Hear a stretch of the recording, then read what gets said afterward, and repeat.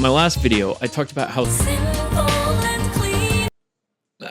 simple and clean Mork Borg's character creation system is. But like some dimweed who didn't spend $30,000 on an English degree, I only told you how great it is. I didn't actually show you. So let's go create a Mork Borg character, shall we? I'm outside because it's good for you. Now, before we get started, this game does have character classes. They're all incredibly different from whatever it is that you're used to, and they are all very, very metal. However, I don't like to use them because the vanilla generator is just too much fun. All right. First things first. Rest in peace, Uncle Phil. Can we stop with the music video interruptions, please? Thank you. Anyway, the first thing we need to do is figure out our starting equipment. Mork Borg is one of those really weird classic RPGs where your equipment determines what your character is able to do. And the first bit we need to figure out is storage. Bruh. Alright, so we start with nothing. No storage whatsoever. You lose! Good day, sir! So now that we know that we can only carry what's in our hands, this is going to be very, very interesting. And the next thing we need to figure out is all sorts of miscellaneous adventuring supplies, which once again, our character is going to have to carry in their hands because they have no storage. D12 it up. 4.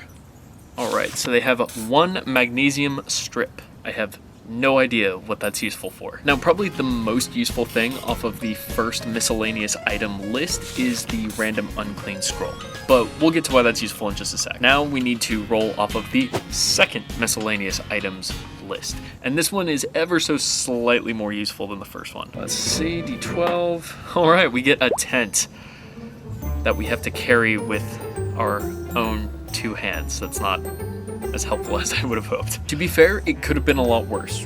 We could have just gotten like a tub of lard. It also could have been a lot better. On this list, you can get a small but vicious dog that will obey only you. And you can also get D4 monkeys that ignore you, but they love you. But alas, we got a tent that we're gonna have to carry with our own 2 hands. Okay, now we get to figure out a little bit more exciting stuff. Now we get to figure out what our weapons and armor are gonna be. So let's just go to the next table.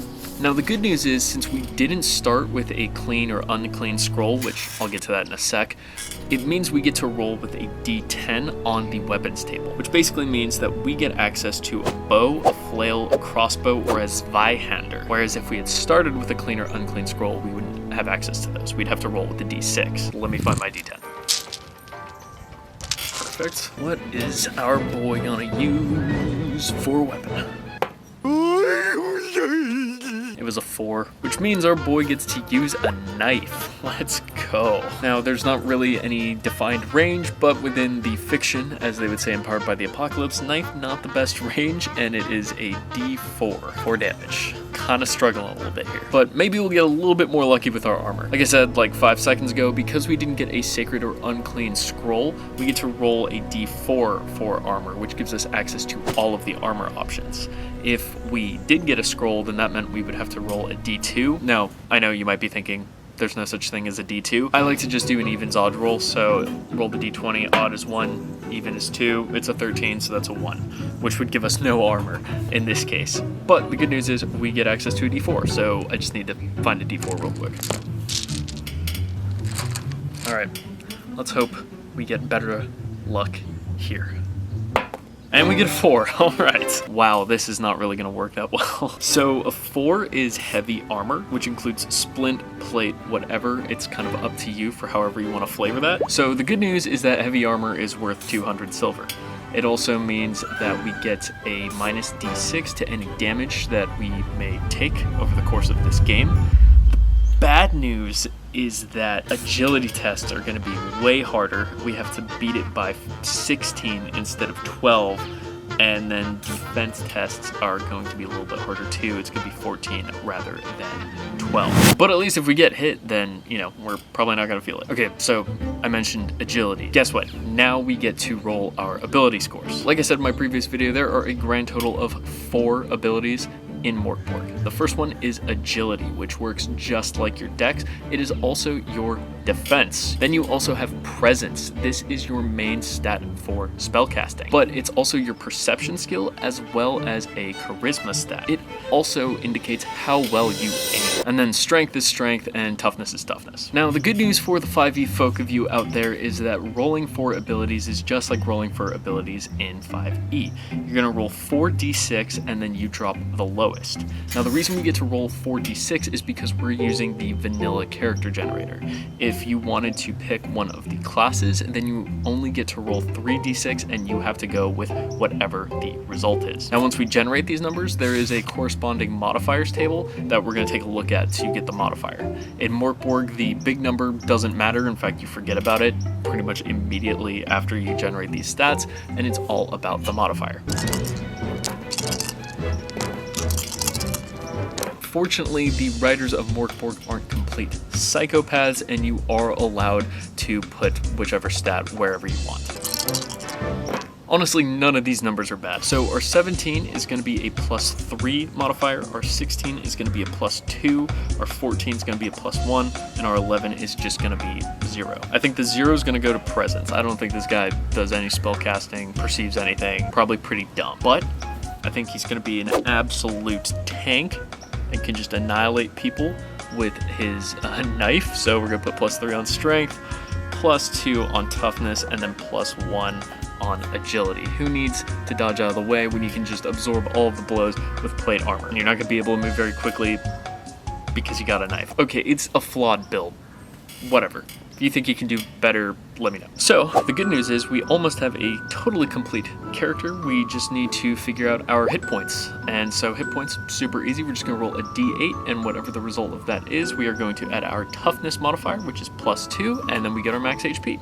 Oh, and before I roll this, just in case you're following along at home, the lowest your HP can be is 1. And the reason why I say that is, let's say you rolled really crappy and you've got like a -3 or something to your toughness. That's rough, buddy. And then you roll like a 1, that would be -2. Obviously you can't have -2 health points, so you just have 1 health point, so don't get hit. Bruh. Speaking of not wanting to get hit, we rolled a 3, which means we have 5 hit points. Alright, so that is everything you need to make a character in Mork Borg. I hope you enjoyed this video. Make sure you smash that subscribe button and like this video. Did he just forget to talk about magic? And what about all those tables about how shitty your character is? Okay, yeah, you're right. I didn't go over those. So first off, the how your character is a shitty person, those tables are technically optional, but I think it makes the game a lot more fun and it introduces a little bit of role play into your players' minds. Now, I don't want to spoil everything for you. If you want to see all of the delightful ways your character can just be absolutely horrible, either go to Mork Borg's website or buy the book and take a look at the tables yourself. I'm just going to show you how this particular character totally sucks ass. Okay, so what I think is super cool about these tables is that it is a super quick and easy way to really create a character out of a bunch of really random things. And I'm really seeing how this guy could shape up to be a fleshed out character. So the first thing we rolled was our terrible trait. And our guy's terrible trait is that he is lazy. Now the second thing we roll on is the broken bodies table. Now, real quick, I'm not physically handicapped. I don't think I'm neurodivergent. I may have ADHD, but whatever. But I do think that these tables are pretty classy. It's not punching down. So our guy, for example, his nails are cracked and black, maybe about to fall off. That's the sort of thing that you're gonna find on this table. I think it's really tastefully done. I'm not the authority on that because, like I said, I'm not physically disabled or neurodivergent, but I think it's really well done. And lastly, our guy's bad habit is that he is a gambling addict and he must bet every single day. And if you lose, you have to raise and bet again, which really sort of gives us an idea of who this person is. He's lazy and so probably doesn't have a job. He's probably malnourished, which is why his nails are about to fall off, and the way that he makes his money is that he is a gambling addict, and that's probably how he got his plate mail, from gambling, and he happened to win, but he loses everything else, which is why he has no storage and has to carry his magnesium strip and tent around with him. And no, I didn't forget to talk about magic. Spells, or powers as they're known in this game, are classified into two categories. You have your unclean scrolls, which are your offensive spells, and you have your sacred scrolls, which are your like healing and utility spells. There are 10 unclean and 10 sacred scrolls in the game, and most of them are stupid fucking powerful. The drawback is they're kind of a pain to use. Let me just read straight from the rulebook.